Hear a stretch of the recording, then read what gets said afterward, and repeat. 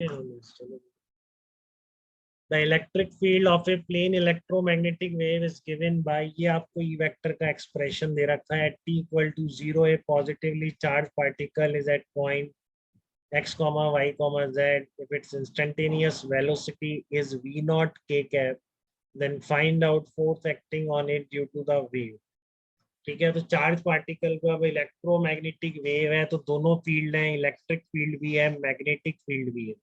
ठीक है, charge particle पर फोर्स कितना लगता है, क्यू वेक्टर तो इलेक्ट्रिक फील्ड का हो गया, वो आप लिख दोगे ई वेक्टर क्योंकि क्लियरली दिख रहा है।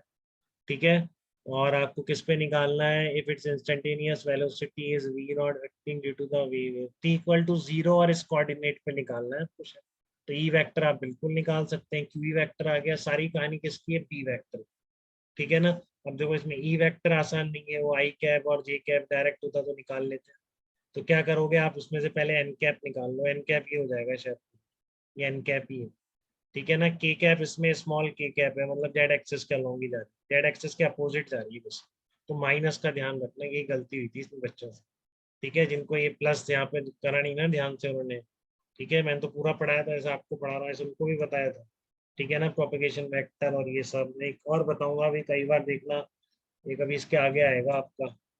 ठीक है, एक और वेक्टर आएगा कैपिटल एस वेक्टर, वो भी पूछ लेते हैं कल। ठीक है ना, तो वो भी बताऊंगा अभी आपको, पहले ये समझो ई वेक्टर दे रखा है तो आप फोर्स, इलेक्ट्रिक फोर्स में तो कोई दिक्कत नहीं है क्या, कोई जिसको इलेक्ट्रिक फोर्स भी नहीं निकाल पा रहा हो कि सर मुझे तो इलेक्ट्रिक फोर्स भी नहीं आता।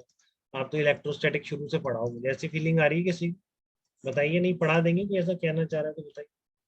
इसको क्यू वेक्टर नहीं समझ में आ रहा है इसमें कि इलेक्ट्रिक फील्ड का फोर्स क्यू वेक्टर होगा, तो मुझे वापस पढ़ना पड़ेगा। ठीक है, और मैग्नेटिक फोर्स क्या होगा, वी वेक्टर पता है आपको, वी नॉट के कैप दे रखा है, तो बस आपको क्या चाहिए, मैग्नेटिक फील्ड का इक्वेशन चाहिए बेटा। ठीक है ना, मैग्नेटिक फील्ड इंटेंसिटी का इक्वेशन चाहिए आपको मैग्नेटिक फोर्स निकालने के लिए।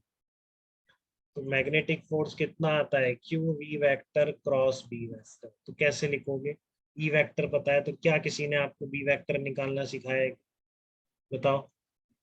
मैग्नीट्यूड तो क्या हो जाएगा, ई बाई सी हो जाएगा, पर डायरेक्शन ऑफ प्रोपगेशन होगी minus K cap cross N cap. ठीक है, याद रख लेंगे, मुझे भी याद नहीं है बट आपको याद रहना चाहिए, मुझे एग्जाम नहीं देना कि डायरेक्शन ऑफ प्रोपगेशन कैसे होती है। तो देखो ये तो एन कैप है आपका। ठीक है ना, ई वेक्टर जिस डायरेक्शन में, तो बी वेक्टर अलॉन्ग हो जाएगा minus K cap cross N cap, के कैप हो जाएगा स्मॉल के कैप, तो स्मॉल के कैप इंटू एन कैप, तो बी वेक्टर की डायरेक्शन लिख दी बेटा। देखो बहुत आराम से लिखिए, अगर जो पढ़ के जाएंगे वो सब करके आएंगे, बहुत सिंपल चीज। ठीक है ना, बस एक बात याद करा रहा हूँ, बी वेक्टर की डायरेक्शन, एक पहले मैंने ये सिखाया इस तरह की इक्वेशन हो तो आपको के वेक्टर निकालना आना चाहिए, या तो सीधा ये जेड ये केवल, तो स्मॉल के कैप हो जाएगा के वेक्टर की डायरेक्शन में यूनिट वेक्टर। ठीक है, अब ई वेक्टर लेकिन सीधा सिंपल नहीं, ये वाई में कर दिया एक्स में कर दिया, ये I cap plus J cap by root 2 है। ठीक है, तो आपको क्लियर होना चाहिए क्योंकि बीच में प्लस साइन है, तो B vector is along minus K cap cross N.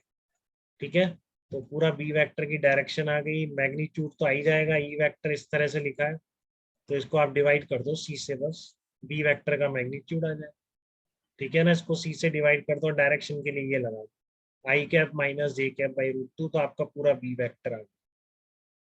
ठीक है ना, इसका मैग्नीट्यूड लिखा आपने इस पर, टी को 0 और जेड को पाई बाई के डालते हुए ई वेक्टर का मैग्नीट्यूड आ गया है, इस मैग्नीट्यूड को देख के आप डिवाइड कर दो किससे, सी से, क्योंकि देखो मैग्नीट्यूड लोगे तो ई नॉट इंटू कॉस, ये माइनस ई नॉट ही बन जाएगा, मैग्नीट्यूड लोगे तो वन है इसका मैग्नीट्यूड, तो माइनस ई नॉट बाई सी, ये बी वेक्टर का मैग्नीट्यूड हो गया। ठीक है ना, और बाकी आपको क्या लिखना है, डायरेक्शन लिखना है, तो डायरेक्शन क्या है, ये रहा, वो लगा दिया, तो बी वेक्टर बन गया, अब आप फोर्स लिख सकते हैं। ठीक है, तो इस तरीके से पूरा कर लोगे तो फिर ये आ गया था कि F vector is anti parallel to I cap plus J cap by root, तब आंसर डी आ गया। ठीक है ना, इसका आ गया था आंसर, सही question, anti parallel to I cap plus J cap by root 2 आ गया। बताइए किसी को भी थोड़ी भी दिक्कत इस तरह के problem, F vector is anti parallel to I cap plus J cap by root. ठीक है, क्लियर है एकदम बात सबको।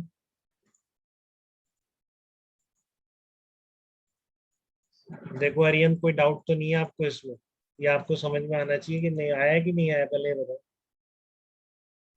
Yes sir.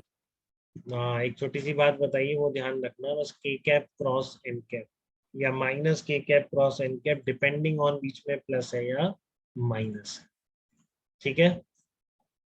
हाँ, गलती नहीं होना चाहिए। अभी इलेक्ट्रोमैग्नेटिक वेव सब करा दिया मैंने आपको। एक और प्रॉब्लम, और एक मैं भेजूंगा, फिर इसमें है नहीं यार वो प्रॉब्लम, अभी डाला नहीं मैंने इसमें। एक ये पॉइंटिंग वेक्टर और बताना है मुझे।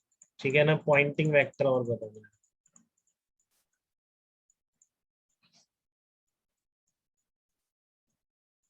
और ये लास्ट पैराग्राफ और एनसीईआरटी चैप्टर ये तो पढ़ना ही है आप।